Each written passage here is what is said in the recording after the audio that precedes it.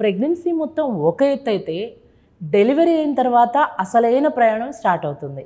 ఎందుకంటే డెలివరీ అయిన తర్వాత కొంతమందికి ఒక 2 రోజులు లేకపోతే 3 రోజుల వరకు పాలు అనేవి తల్లి పాలు అనేది పడడానికి కొంచెం టైం తీసుకోవచ్చు. ఇంకొంతమందికి ఏంటంటే వెంటనే కూడా తల్లి పాలు అనేది పడుతూ ఉంటుంది. సో ఈ లోపలే పాలు పడకపోవడం వల్ల ఈ లోపలే అక్కడున్న పెద్దవాళ్ళందరూ నీకు పాలు పడవు అని నెగిటివ్గా వాళ్ళని దీవించకండి. ఓకే, ఎందుకనంటే అప్పుడే వాళ్ళు తీసుకున్న ఆహారాన్ని బట్టి కూడా ఉంటుంది కాబట్టి ఒక్కోసారి పాలు ప్రొడ్యూస్ అవ్వడానికి కొంచెం లేట్ అవుతుంది. ఈ లోపల డాక్టర్ వాళ్ళు కొన్ని చెప్తారు కాబట్టి దాని ప్రకారమే ఫాలో అవుతూ ఉండాలి.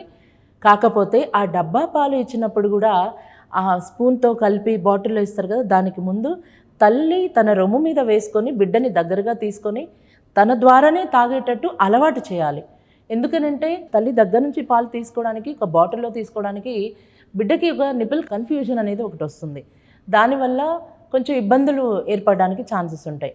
అండ్ ఈ లోపల తల్లి ఏంటంటే డిస్టర్బ్ అవ్వకుండా ఎక్కువ మాట్లాడము, సెల్ ఫోన్ చూడడము, ఇది చాలా చాలా డేంజరస్. ఈ మధ్యకాలంలో డెలివరీ అయిన వెంటనే ఆ పుట్టిన బేబీతో సహా వీడియోలు పెట్టేస్తూ ఉన్నారు.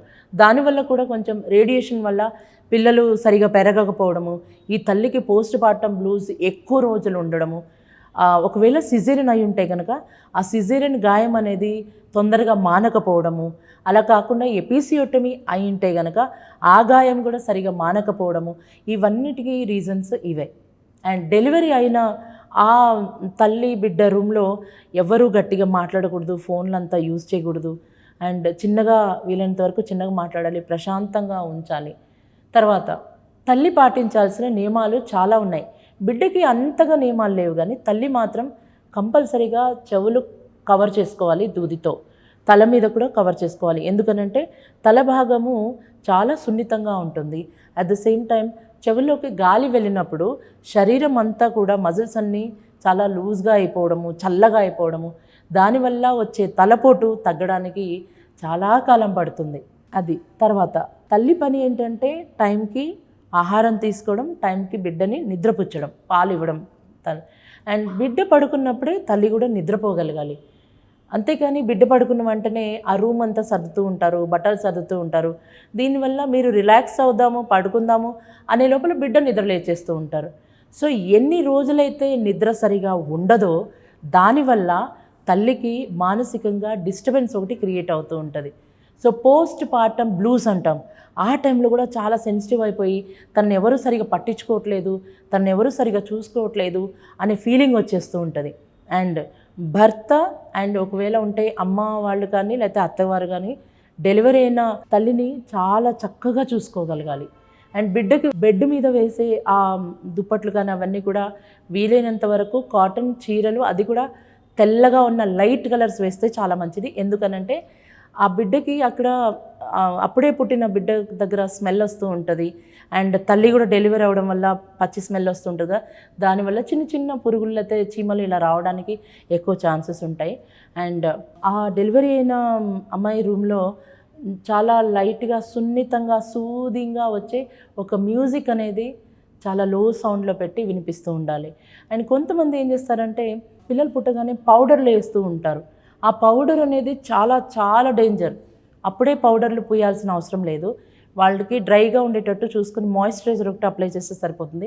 ఎందుకంటే ఈ పౌడర్లు కొంతమంది తీసుకొని పౌడర్ పూస్తాం కదా, పఫ్ తీసుకొని టపా కొడుతూ ఉంటారు, లేదంటే టవల్ తీసుకొని పౌడర్ని టపా కొడుతుంటారు. దానివల్ల పిల్లలకి శ్వాస రంధ్రాల్లోకి వెళ్ళిపోయి ఆ ఊపిరితిత్తుల దగ్గర శ్వాస తీసుకోవడం చాలా ఇబ్బంది అయిపోతూ ఉంటుంది. అండ్ 3 నెలల వరకు జాగ్రత్తగా తల్లి బిడ్డ ఇద్దరు రూమ్లోనే ఉండేటట్టు ఉండాలి. పిల్లలకి తల్లికి కానీ బిడ్డకి కానీ ఎంత వెచ్చదనం ఉంటే వాళ్ళ ఆరోగ్యం కూడా, శారీరక ఆరోగ్యం కూడా అంత బాగుంటుంది. మళ్ళీ మీకు గుర్తు చేస్తున్నాను, బిడ్డ ఎప్పుడైతే నిద్రపోతారో ఆ టైంలోనే తల్లి కూడా నిద్రపోవాలి. ఆ తల్లికి నిద్ర ఎప్పుడైతే సరిగా ఉండదో పోస్ట్ పార్టమ్ బ్లూస్ అనేది చాలా ఇదిగా వస్తుంటాయి.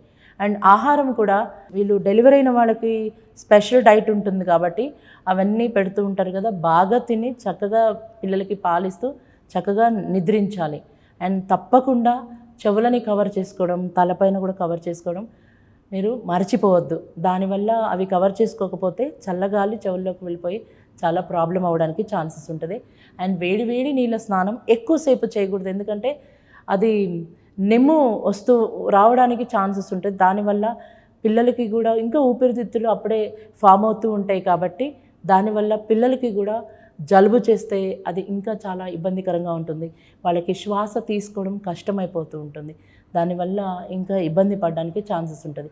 కాబట్టి డెలివరీ అయిన తర్వాత ఈ జాగ్రత్తలన్నింటినీ పాటించగలిగితే 3 నెలలు ఇంట్లోనే ఉండొచ్చు హాయిగా, బయటికి వెళ్ళకుండానే. కొంతమంది అప్పుడే బిడ్డను తీసుకొని బయట తిరుగుతూ ఉంటారు, ఇన్ఫెక్షన్ రావడానికి ఛాన్సెస్ ఉంటుంది. కాబట్టి జాగ్రత్తగా చూసుకోండి.